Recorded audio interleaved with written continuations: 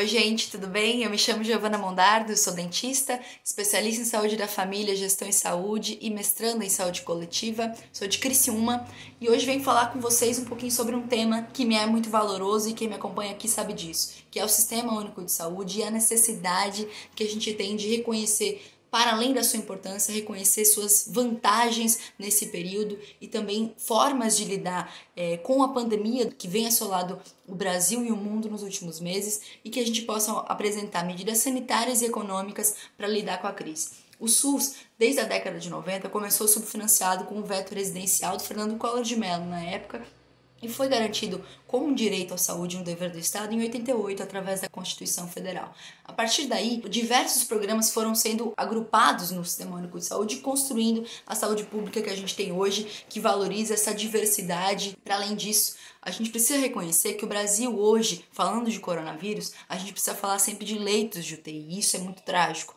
Mas os leitos de UTI que a gente tem hoje são 40 mil. 18 mil leitos no SUS, no Sistema Público de Saúde, e 22 mil no sistema privado, o que é uma disparidade já grande aí, né? A gente já tem essa perspectiva de diferença. Ainda assim, são 40 mil leitos disponíveis. O Imperial College fez uma pesquisa em que ele avaliou o melhor cenário para o Brasil no sentido da contaminação pelo coronavírus, num cenário em que 75% da população ficaria isolada. No melhor cenário, 44 mil pessoas vão a óbito em decorrência do coronavírus, e isso é trágico. A gente precisaria, em média, ao mesmo tempo, de 72 mil leitos de UTIs para lidar com o problema de saúde pública que vai assolar o Brasil. Ou seja, nós não temos essa realidade. Não é uma verdade que 75% da população está em isolamento ou esteve em algum momento. Isso nunca aconteceu no Brasil. Isso eu preciso deixar bem claro. Então, a partir daí, a gente precisa reconhecer algumas necessidades de se falar. O isolamento social é o único jeito de achatar a curva e a transmissibilidade pelo coronavírus que a gente tem hoje. A gente sabe que vacina demora muito, em torno de 1 ano e meio, para pelo menos começar a ser comercializada, e isso demoraria ainda mais no sentido de poder chegar em todos os países.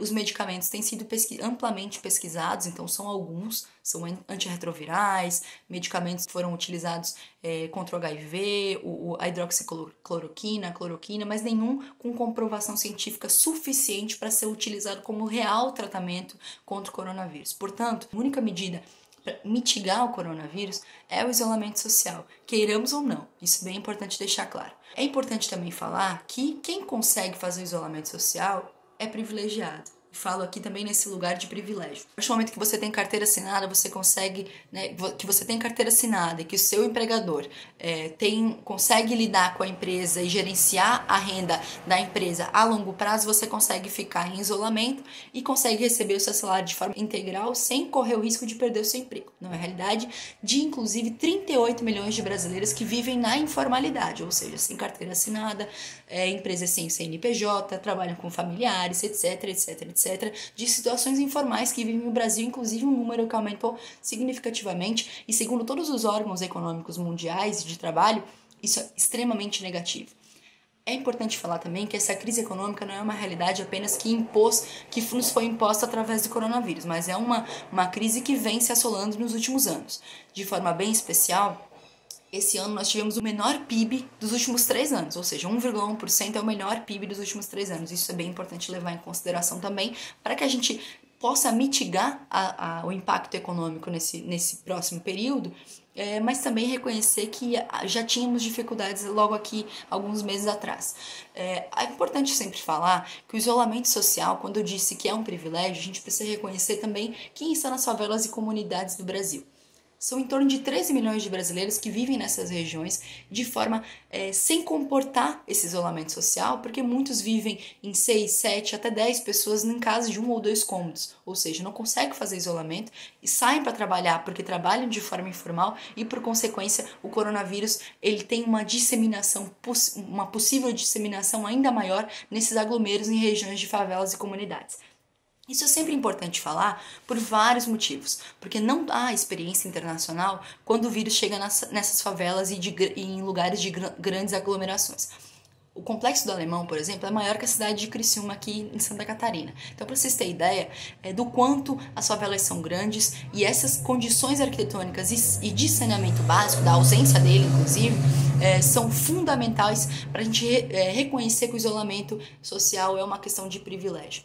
Tem gente, são 30 milhões de brasileiros que vivem sem saneamento básico. Para vocês terem ideia, isso significa que tem gente que não consegue lavar a mão como a gente lava, que não tem nem acesso ao álcool e gel. Parece uma coisa tão óbvia para muita gente, mas na verdade é um privilégio. É uma vantagem você ter acesso a esses equipamentos de proteção individual que hoje vem sendo amplamente divulgado a necessidade de se usar, inclusive, máscaras, mesmo elas sendo caseiras. É importante sempre lembrar que há medidas para mitigar isso. Na minha percepção, no que diz respeito às favelas e comunidades, o governo deveria se responsabilizar. E quando eu falo governo, vocês entendam que é o Estado brasileiro. Porque quem tem dinheiro no caixa do Tesouro Nacional e nas reservas cambiais é o governo brasileiro.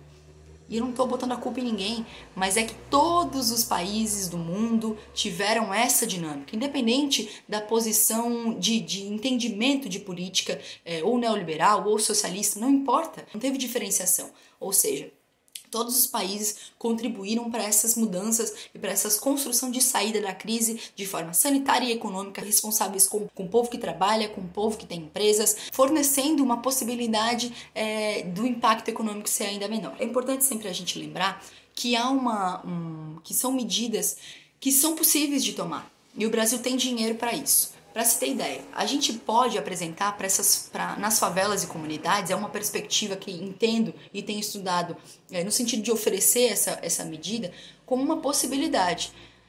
A partir do momento que a gente tem casos com sintomas de gripe nas favelas e comunidades, que é uma das minhas principais preocupações hoje em dia quando se fala de coronavírus, remover essas pessoas desses lugares e colocar na rede hoteleira, que inclusive o turismo foi o primeiro a ter impacto econômico quando o coronavírus começou a espalhar pelo Brasil. Porque ele vive disso, vive do trânsito das pessoas. E a partir do momento que a gente para de transitar, o que tem que parar de transitar,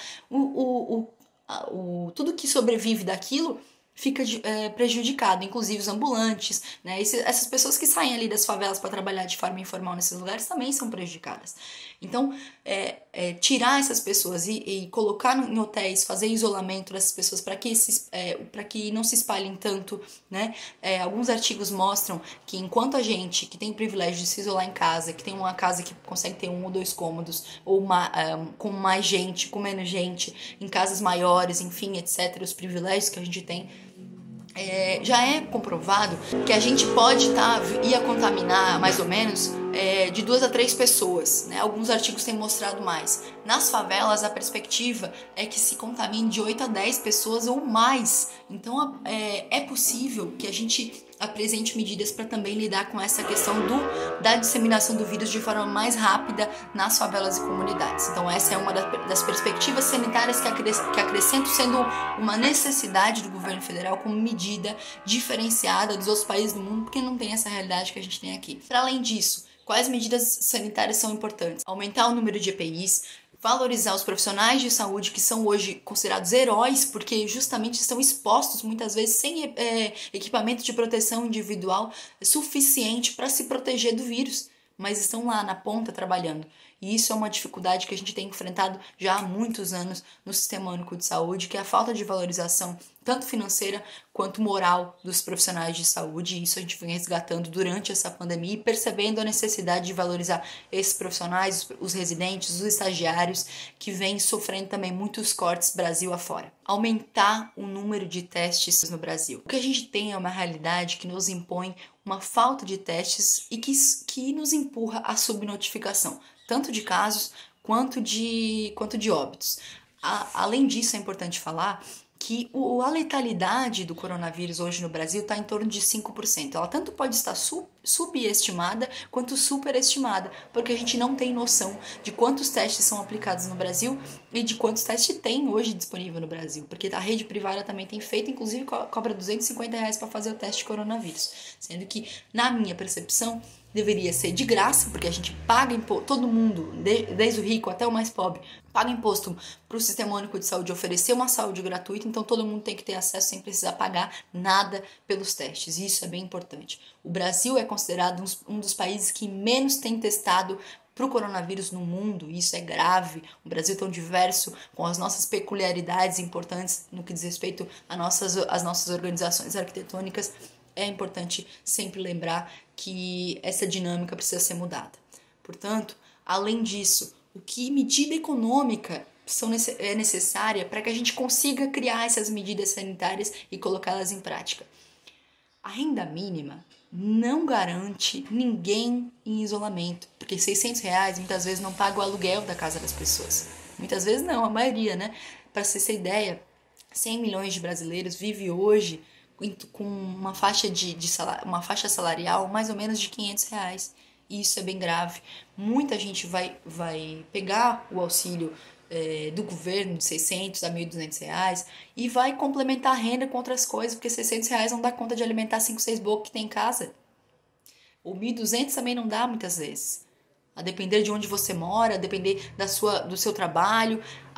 Na minha percepção, a renda mínima ela deveria ser uma medida que impõe que as pessoas possam ficar em casa. É o que tem feito a Itália, é o que tem feito a Espanha. Então a renda mínima tem que garantir que as pessoas possam ficar em casa. Só que a renda mínima sozinha não muda nada, porque é o que eu falei, as pessoas vão pegar a renda mínima e vão complementar a renda com o trabalho informal, vão complementar a renda com o trabalho de microempreendedor individual. E isso não pode. Não pode no sentido cruel da palavra. Não pode no sentido de que colocar as pessoas com R$600 e achar que aquilo ali vai fazer ela viver a vida inteira, vai fazer ela viver por 3 meses agora com tranquilidade, vai poder se isolar, é pura ilusão. Além de ser cruel, é ilusão. O único jeito de contribuir com isso e que essas medidas econômicas possam deixar que essas medidas sanitárias que eu falei anteriormente sejam viáveis é um jeito de aumentar a linha de crédito para as empresas, indústrias, que o governo garanta que essas empresas que estarão isentas de pagar aluguel, energia, tudo isso, possam também garantir que os funcionários não serão demitidos desde que o governo pague os salários. Dá para pagar, tem dinheiro para isso. Isso é importante falar, não sou eu sozinha que estou falando isso. São diversos especialistas, Brasil afora, mundo afora, que dizem que o Brasil tem dinheiro e isso vem do caixa do Tesouro Nacional e das reservas cambiais, como eu falei anteriormente. A partir daí, a gente precisa pensar em outras coisas, medidas que a gente possa mitigar essa necessidade do Brasil de favorecer os bancos a troco de qualquer coisa. 1 trilhão, mais de 1 trilhão foi doado para os bancos para que eles pudessem passar pela crise sem tanto impacto e déficit econômico. E isso é péssimo. Porque esse dinheiro podia vir para a ponta, esse dinheiro podia ser usado para uma infinidade de coisas, para investir na indústria brasileira que hoje passamos dificuldade porque nós não temos mais indústrias.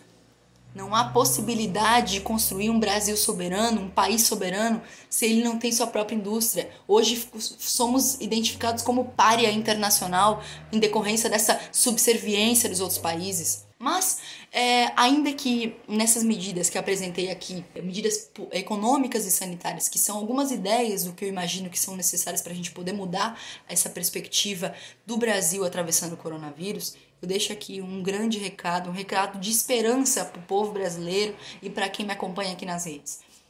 Há possibilidade de lidarmos com essa crise de forma a não ter tanto impacto de saúde e econômico no Brasil. Basta querer. E é o Estado que tem que querer. Que o governo federal tome as rédeas dessa situação. Eu torço para isso. Para que ele tome as rédeas dessa situação e consiga reverter esse quadro que é tão impactante na vida do povo brasileiro e nos remete a uma reflexão muito grande enquanto seres humanos, enquanto perdendo familiares e amigos tão próximos da gente e não podendo fazer nada. Então deixo aqui minha mensagem de esperança, que há possibilidade, basta querer, mas mais do que isso. Se tu pode ficar em casa, fica em casa, por ti, por nós e por aqueles que eu falei anteriormente que não podem ficar, você vai ajudar a diminuir a transmissibilidade do vírus, isso é bem importante.